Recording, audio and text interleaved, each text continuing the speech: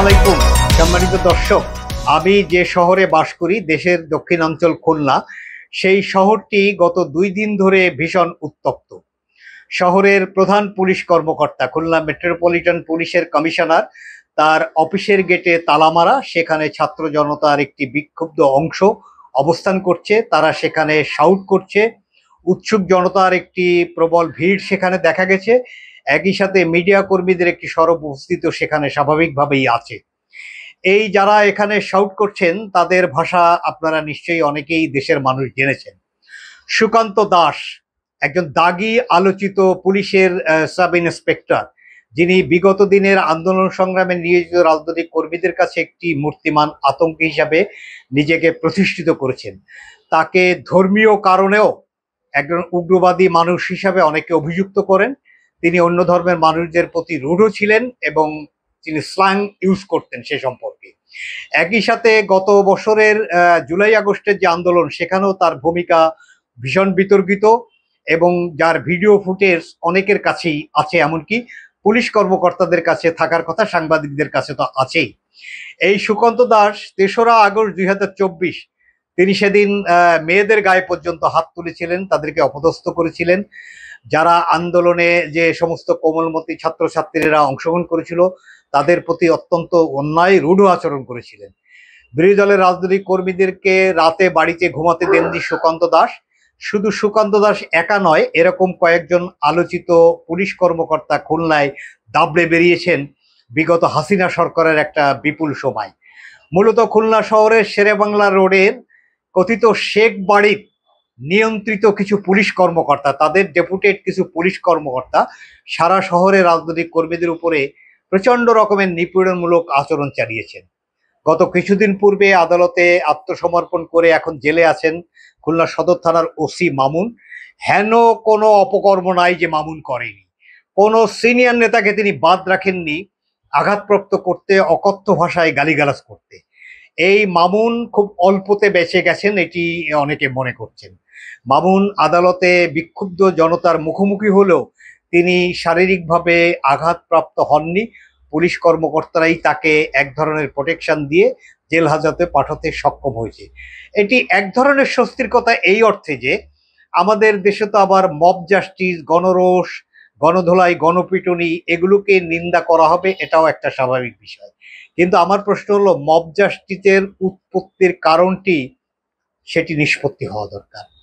এই সুকান্ত দাসকে গত 23শে জুন খুলনার আরেক প্রান্ত ইস্টার্ন গেট এলাকা, যেটি খানজাহানি থানার অধীন, সেখানে বিক্ষুব্ধ জনতা তাকে দেখতে পেয়ে পাকড়াও করে।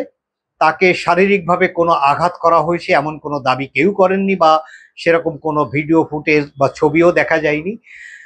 জনতা যথেষ্ট দায়িত্বশীলতার সঙ্গে তাকে পাকড়াও করে খানজাহানি থানা পুলিশকে সংবাদ দিলে পুলিশ সেখান থেকে তাকে রেস্কিউ করে।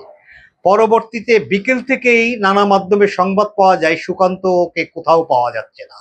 খানজাহানি থানার ওসি কবির হোসেন তাকে সাংবাদিকরা টেলিফোনে পাননি। পরবর্তীতে পেলে তিনি সুকান্ত কোথায় আছেন এই অবস্থান নিশ্চিত করতে পারেননি। পুলিশ কমিশনার জুলফিকার হায়দার তিনি সাংবাদিকদের ফোন ধরেননি বলে সাংবাদিকরা দাবি করেছেন।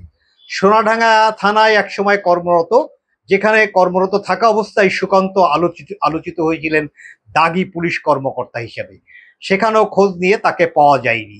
এই রহস্যময়তা পুলিশের পেশাদারিত্বকে বিতর্কিত করেছে। যেহেতু গতকাল বা আজ সুকান্ত কোর্টে প্রডিউস হয়নি, সেহেতু ওই অভিযোগটি সত্য যে সুকান্ত দাসকে পুলিশ ছেড়ে দিয়েছে। এখানে নানা ধরনের বিভ্রান্তির অবকাশ তৈরি হচ্ছে।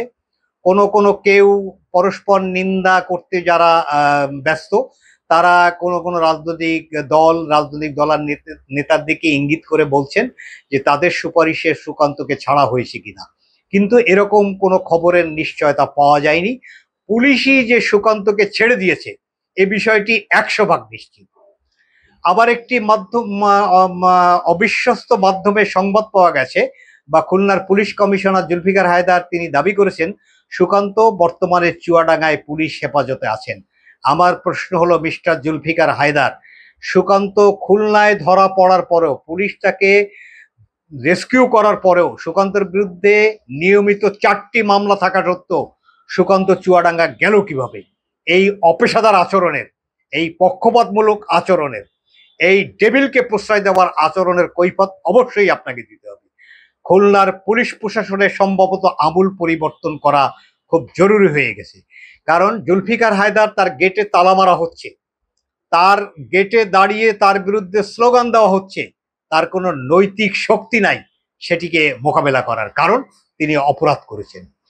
এই ডেভিলদেরকে আশ্রয় প্রশ্রয় দিয়ে কোনো পুলিশ কর্মকর্তা দেশের বর্তমান বাস্তবতায় কি উদ্দেশ্য হাসিল করতে চান, এ প্রশ্ন জনগণের পক্ষ থেকে আমরা করতেই পারি। একই সঙ্গে আজকে সামাজিক যোগাযোগ মাধ্যমে জুলফিকার হায়দারের একটি লেখা, যেটি আওয়ামী সরকারের প্রশংসা সূচক, সেটিও কিন্তু ভেসে বেড়াচ্ছে। আমি সরকারের ঊর্ধ্বতন মহলে স্বরাষ্ট্র মন্ত্রণালয়ের দৃষ্টি আকর্ষণ করতে চাই, খুলনার পুলিশ প্রশাসনের ডেভিলরা এখনো আছেন। কয়েকজন দাগী কর্মকর্তা যারা বিরোধী দলের সময় বিরোধী দলের রাজনৈতিক নেতাকর্মী, সাধারণ মানুষের কাছে মূর্তিমান আতঙ্ক ছিলেন। সাবেক ওসি সদর থানার কামরুজ্জামান, তিনিও এখনো ধরাছোঁয়ার বাইরে, তার বিরুদ্ধে মামলা আছে। দুজন ছাত্রকর্মীকে থানায় নিয়ে ফ্যানের হুকে ঝুলিয়ে অত্যাচারের ছবি, সেটি মানবাধিকার সংগঠনগুলো তার প্রতিবাদ করেছিল।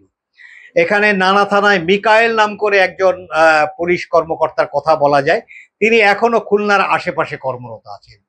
এই ধরনের দাগী পুলিশ কর্মকর্তাদের বিরুদ্ধে প্রয়োজনীয় ব্যবস্থা গ্রহণ না করে তাদেরকে প্রশ্রয় দেওয়া, তাদেরকে ছেড়ে দেওয়া, তাদেরকে আইনের ফাঁক ফোকরে সুবিধা দেওয়া, এই পুলিশ কর্মকর্তাদের বিরুদ্ধেও দৃষ্টান্তমূলক শাস্তি নিতে হবে। মব জাস্টিসের বিরুদ্ধে আমরা সবাই কথা বলছি। সরকারের পক্ষ থেকে একটি বিবৃতি দেওয়া হয়েছে মব জাস্টিসের বিপক্ষে, রাজনৈতিক দল বিএনপির পক্ষ থেকে মব জাস্টিসের বিপক্ষে বিবৃতি দেওয়া হয়েছে।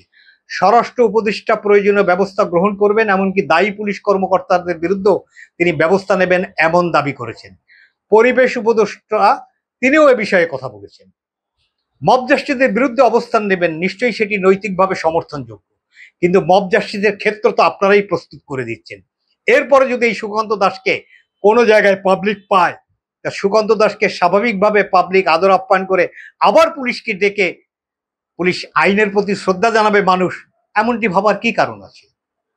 এই যে বিতর্কিত যে সমস্ত কর্মকাণ্ড, তাদেরকে এক কর্মকর্তা এখনো তাদেরকে আইনের আওতায় না এরা যদি জনগণের হাতে ধরা পড়ে, তাহলে এদের বিরুদ্ধে জনগণ যদি কোনো অ্যাকশন নেয়, সেটিকে মব জাস্টিস, গণরোষ, এটি বেআইনি, এসব কথা বলে ঢেকে দেওয়া খুব কঠিন হবে।